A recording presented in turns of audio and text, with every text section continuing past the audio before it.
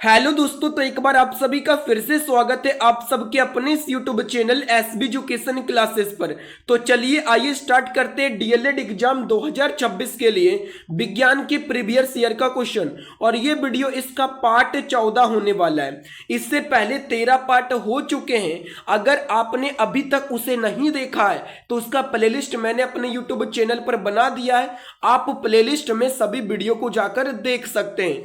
और ये previous year का क्वेश्चन आपके लिए पढ़ना बहुत ही जरूरी है, क्योंकि प्रीवियस ईयर से बहुत सारे प्रश्न आपके एग्जाम में पूछे जाएंगे। तो आप सब इस वीडियो को जरूर अंत तक देखिएगा। तो चलिए वीडियो स्टार्ट करते हैं। देखिए पहला सवाल है, खाद्यान्नों जैसे गेहूं, चावल, मक्का, बाजरा और ज्वार से हमें मुख्य रूप से क्या प्राप्त होता है। आप लोगों को बताना है कि ये सभी खाद्यान्न फसल गेहूं, चावल, मक्का, बाजरा और ज्वार से क्या प्राप्त होता है। तो जो है इससे कार्बोहाइड्रेट प्राप्त होता है। राइट आंसर हो जाएगा क्या, सी हो जाएगा।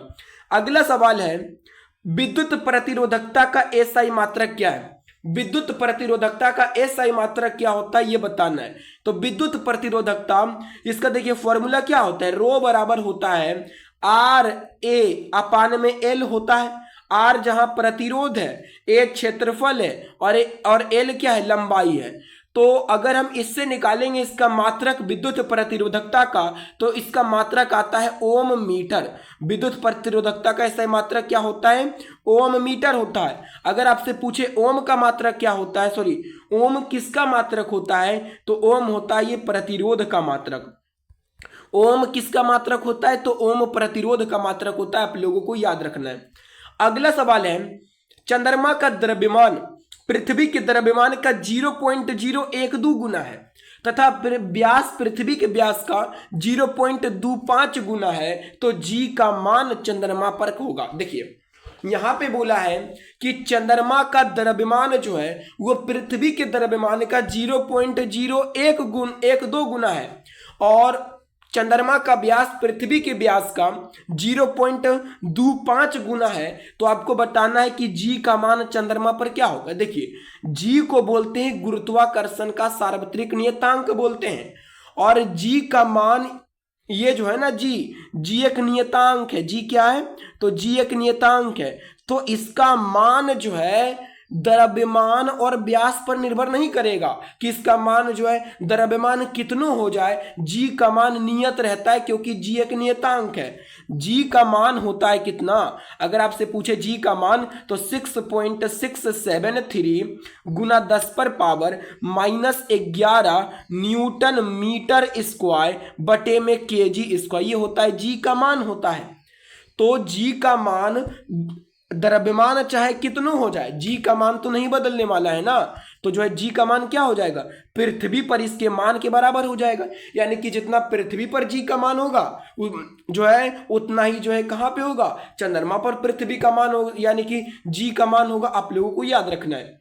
अब देखिए अगला सवाल है, निम्नलिखित में से भारत के किस राज्य में सोपानी फार्मिंग माने होता है सोपानी कृषि बहुत प्रचलित है। आप लोगों को बताना है भारत के किस राज्य में सोपानी फार्मिंग जो है बहुत प्रचलित है। तो ये जो है उत्तराखंड में प्रचलित है सोपानी कृषि। आप लोगों को याद रखना है। सोपानी कृषि में क्या होता है कि जहां पे ढालू नुमा भाग होता है ना, पहाड़ में जहां पे ढालू नुमा भाग होता है, वहां पे सीढ़ी नुमा मेड़ बनाकर खेती की जाती है, ताकि मृदा अपरदन को रोका जाता है। उसी को कहते हैं सोपानिक फार्मिंग। और ये सोपानिक फार्मिंग ये उत्तराखंड में प्रचलित है। आप लोगों को याद रखना है। अगला सवाल है, किंगडम मोनेरा में शामिल है। आप लोगों को बताना है किंगडम मोनेरा में शामिल है। आप लोगों को पता होगा कि सजीव जगत के 5 होते हैं, यानी कि जो है सजीव के जो है ना 5 जगत में बांटा गया। सजीवों को किसने बांटा था, तो ये बांटा था व्हिटेकर ने बांटा था, जिनमें से एक है मोनेरा। तो आप लोगों को बताना है कि किंगडम मोनेरा में क्या शामिल है। तो किंगडम मोनेरा में बैक्टीरिया शामिल है। राइट आंसर हो जाएगा इसका ए, किंगडम मोनेरा में बैक्टीरिया आता है। अगला सवाल है, प्रत्यावर्ती धारा प्राप्त करने के लिए प्रयुक्त उपकरण का नाम बताएं। प्रत्यावर्ती धारा मतलब एसी करंट।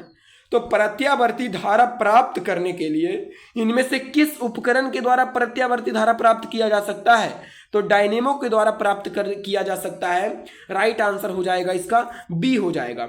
और डायनेमो क्या करता है?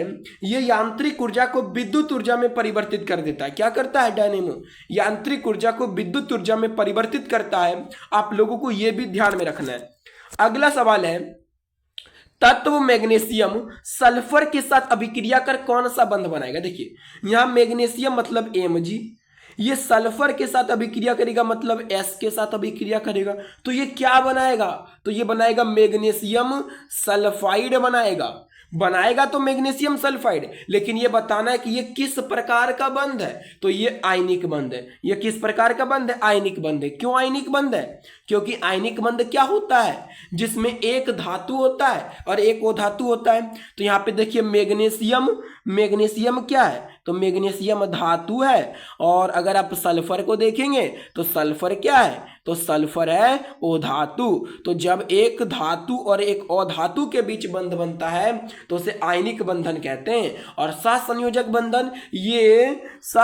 बंधन जो है ये दो अधातुओं के बीच बनता है। सहसंयोजक बंधन क्या होता है? दो अधातुओं के बीच बनता है। आप लोगों को याद रखना है। अगला सवाल है, प्लास्टर ऑफ पेरिस का रासायनिक सूत्र है। बताना है आपको प्लास्टर ऑफ पेरिस का रासायनिक सूत्र क्या होता है। तो प्लास्टर ऑफ पेरिस का रासायनिक सूत्र होता है कैल्शियम सल्फेट इनटू में हाफ H2O। इसका रासायनिक नाम है calcium sulphate hemihydrate CaSO4 into में हाफ H2O। और ये जो है ना CaSO4 इनटू में 2H2O, ये जिप्सम का सूत्र है। ऑप्शन ए वाला जो है ये जिप्सम का सूत्र है। ये किसका सूत्र है? जिप्सम का है। और अगर आपसे ये पूछा जाए कि किसको गर्म करके प्लास्टर ऑफ पेरिस बनाया जाता है, तो जिप्सम को गर्म करके ना प्लास्टर ऑफ पेरिस बनाया जाता है। ये भी एग्जाम में पूछा जाता है। और ऑप्शन सी वाला जो सूत्र है ये जो है ना ये धोवन सोडा का सूत्र है। ये जो है कौन सा सोडा का सूत्र है? तो ये धोवन सोडा है, बासिंग सोडा का सूत्र है Na2CO3 इनटू में 10H2O सोडियम कार्बोनेट। इतना सवाल आप लोगों को ध्यान में रखना है। अगला सवाल है, विश्व पर्यावरण दिवस किस तारीख को मनाया जाता है? तो पर्यावरण दिवस ना 5 जून को मनाया जाता है। कब मनाया जाता है पर्यावरण दिवस? 5 जून को मनाया जाता है। अगला सवाल है, छुई मुई के पौधों की पत्तियों का झुकना किसके कारण है? छुई मुई का पौधा होता है जिसके पत्तियों को जब आप छुएंगे ना तो वो पत्ती मुरझा जाती है। तो वो किस कारण से झुक जाती है? टर्गर दबाव में परिवर्तन के कारण वो झुक जाती है। राइट आंसर क्या हो जाएगा? ए हो जाएगा। अगला सवाल है, द्रव रखने वाले पात्र के तल पर उस द्रव द्वारा लगने वाला दाब। द्रव यानी कि जिस पात्र के तल पर रखा जाता है उस द्रव के द्वारा उस तल पर लगाया गया दाब क्या होगा? द्रव के घनत्व पर निर्भर करता है। ऑप्शन बी प्रत्येक दिशा में समान रहेगा।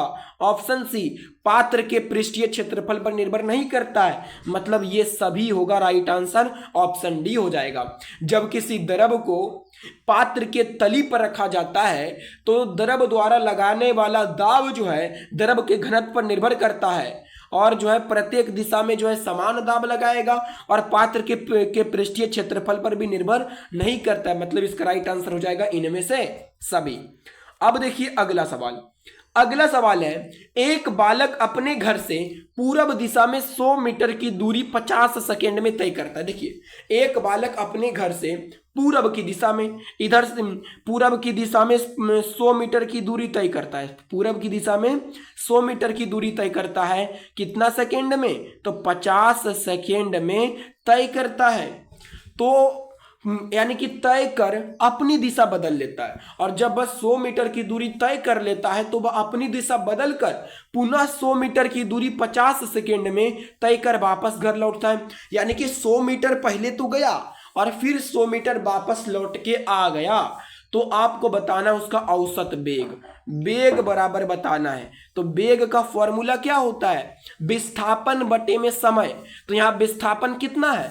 यानी कि कोई व्यक्ति 100 मीटर आगे गया फिर 100 मीटर पीछे आ गया, मतलब उसका विस्थापन वहां 0 है। विस्थापन होता है न्यूनतम दूरी, तो विस्थापन 0 हो जाएगा, बटे समय, उसको जाने में 50 सेकेंड और आने में 50 सेकेंड लगा, तो मतलब टोटल कितना समय लगा, तो 100 सेकेंड का समय लगा।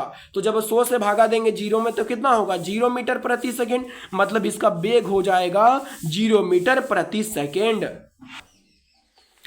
अगला सवाल है, दिए गए चित्र में नामांकन क्रम का सही विकल्प चुने। ये जो चित्र देख रहे हैं तो यहाँ पे आपका इसका नाम बताना है। तो सबसे पहले तो ये बताइए कि ये चित्र किसका है। तो ये चित्र जो है ये शुक्राणु का है। किसका है, तो ये चित्र जो है ना ये शुक्राणु का चित्र है, शुक्राणु का। तो आपको बताना है इसका नाम, कि नंबर 1 का नाम क्या होगा, नंबर 2, नंबर 3, नंबर 4 का नाम। देखिए नंबर 4, ये जो शुक्राणु का है ना, ये पीछे वाला भाग, इसको पूंछ कहते हैं। शुक्राणु के पीछे वाले भाग को क्या कहते हैं, पूंछ कहते हैं। और ये जो देख रहे हैं इस भाग को, इसे क्या कहते हैं, तो इसे कहते हैं माइटोकॉन्ड्रिया। शुक्राणु का माइटोकॉन्ड्रिया कहते हैं, शुक्राणु का माइटोकॉन्ड्रिया कहते हैं। और फिर ये जो देख रहे हैं इसके बीच वाले भाग, इसे केंद्रक कहते हैं। इसे क्या कहते हैं, केंद्रक, यानी कि न्यूक्लियस कहते हैं, केंद्रक। और ये जो सबसे आगे वाला भाग है इसे अग्रपिंडक कहते हैं। आगे वाला भाग को शुक्राणु का अग्रपिंडक कहते हैं। तो ये हो जाएगा, यानी कि पहला में क्या हो जाएगा, अग्रपिंडक, दूसरा में नाभिक हो जाएगा, नाभिक यानी कि केंद्रक, तीसरा में माइटोकॉन्ड्रिया हो जाएगा, और चौथा में पूंछ हो जाएगा। पूंछ हो जाएगा मतलब ऑप्शन ए हो जाएगा राइट आंसर। अब देखिए अगला सवाल। अगला सवाल है, श्वेत प्रकाश जब प्रिज्म से होकर गुजरता है तो जो रंग सबसे अधिक विचलित होता है वह है। देखिए ये एक प्रिज्म है, यहां एक प्रिज्म है, और जब हम इस प्रिज्म से श्वेत प्रकाश की किरण को गुजारते हैं तो सबसे अधिक विचलन किसका होता है। तो आपको सबसे पहले यह ध्यान में रखना है कि जब श्वेत प्रकाश किसी प्रिज्म से होकर गुजरती है तो ये अपने 7 अवयवी रंगों में विभक्त हो जाती है। कितने अवयवी रंगों में, तो ये 7 अवयवी रंगों में विभक्त हो जाती है। आप लोगों को यह ध्यान रखना है। और सबसे अधिक विचलन जो होता है वो बैगनी रंग का होता है। सबसे अधिक विचलन किसका होता है, बैगनी रंग का। और सबसे कम जो विचलन करता है वो लाल कलर जो है सबसे कम विचलित होता है। तो वही बोला गया कि सबसे अधिक विचलन किस कलर का होता है, बैगनी कलर का होता है। राइट आंसर हो जाएगा इसका सी हो जाएगा। अगर आपसे पूछे सबसे ज्यादा तरंगदैर्घ्य किसका होता है, देखिए जिसका विचलन कम उसका तरंगदैर्घ्य ज्यादा, मतलब लाल का विचलन कम तो लाल का तरंगदैर्घ्य ज्यादा होगा, और बैगनी का विचलन ज्यादा है तो बैगनी का तरंगदैर्घ्य कम होगा। ये भी आपको ध्यान में रखना है।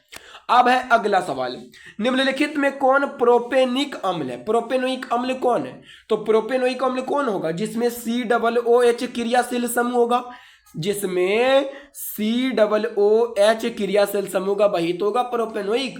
तो मतलब इसका राइट आंसर हो जाएगा क्या, सी हो जाएगा। ये हो जाएगा प्रोपेनोइक, क्योंकि देखिए इसमें क्या 2 गो कार्बन है, सॉरी 3 गो कार्बन है, तो हो जाएगा प्रोपेनोइक, प्रोपेन जो इक ओइक प्रोपेनोइक। तो इसका राइट आंसर हो जाएगा सी नंबर हो जाएगा। अगला सवाल है, बाष्पीकरण की प्रक्रिया के कारण वस्तुएं, जब बाष्पीकरण होता है तो उस दौरान वस्तु क्या हो जाती है, ठंडी हो जाती है। क्या हो जाती है, ठंडी। आप लोग देखे होंगे कि जब गर्मी में पसीना आता है तो ठंडक महसूस होता है, मतलब बाष्पीकरण से ठंडक हो जाती है वस्तु। बाष्पीकरण से क्या हो जाती है, ठंडक हो जाती है। नेक्स्ट सवाल है, राइबोसोम किसके लिए केंद्र स्थल है। राइबोसोम में क्या होता है, तो राइबोसोम जो है ना ये प्रोटीन का संश्लेषण करता है। राइबोसोम क्या करता है, तो राइबोसोम प्रोटीन का संश्लेषण करता है। राइट आंसर क्या हो जाएगा, बी हो जाएगा। अब देखिए अगला सवाल। अगला सवाल है, 5 जून डेज कहलाता है। 5 जून को किस नाम से जाना जाता है, तो अभी मैंने आपको पिछले क्वेश्चन में बताया था कि 5 जून को विश्व पर्यावरण दिवस मनाया जाता है। क्या मनाया जाता है, विश्व पर्यावरण दिवस मनाया जाता है, मतलब 5 जून को विश्व पर्यावरण दिवस के रूप में जानते हैं। राइट आंसर क्या हो जाएगा, इसका सी हो जाएगा। अगला सवाल है, एक्स परमाणु का इलेक्ट्रॉनिक विन्यास 287 है, तो परमाणु है। आपको बताना है कि किसी परमाणु है, एक्स अगर परमाणु है इसका इलेक्ट्रॉनिक विन्यास दिया हुआ है 287, तो परमाणु का नाम क्या है, तो परमाणु का नाम ज्ञात करने के लिए क्या करना है, इलेक्ट्रॉनिक विन्यास को जोड़ देना है। 2 और 8 10, 10 और 8 17। अब 17 परमाणु संख्या किसका होता है? तो 17 होता है क्लोरीन का होता है। मतलब ये जो है ना इलेक्ट्रॉनिक विन्यास, ये क्लोरीन का है। किसका है? क्लोरीन का है। और ये जो है क्लोरीन, ये आवर्त सारणी के वर्ग 17 का तत्व है। किसका तत्व है? तो वर्ग 17 का तत्व है और इसे हैलोजन समूह का तत्व कहा जाता है। अब देखिए लास्ट सवाल है 20वां। प्रोकैरियोटिक कोशिका में डीएनए होता है। प्रोकैरियोटिक कोशिका में डीएनए जो है क्या होता है? तो केंद्रक झिल्ली से घिरा नहीं होता है। आप लोगों को याद रखना है, प्रोकैरियोटिक कोशिका में डीएनए ये केंद्रक झिल्ली से घिरा नहीं होता है। राइट आंसर हो जाएगा इसका डी हो जाएगा। तो ये थे 20 सवाल प्रीवियस ईयर के जो आपके एग्जाम के लिए बहुत ही इंपॉर्टेंट थे। अगर और भी आपको प्रीवियस ईयर के क्वेश्चंस को पढ़ना चाहते हैं तो मेरे चैनल से जुड़ जाइएगा। और वीडियो पसंद आया होगा तो वीडियो को लाइक भी जरूर कर दीजिएगा। चलिए मिलते हैं ऐसे ही अगले बेहतरीन वीडियो में, तब तक के लिए धन्यवाद।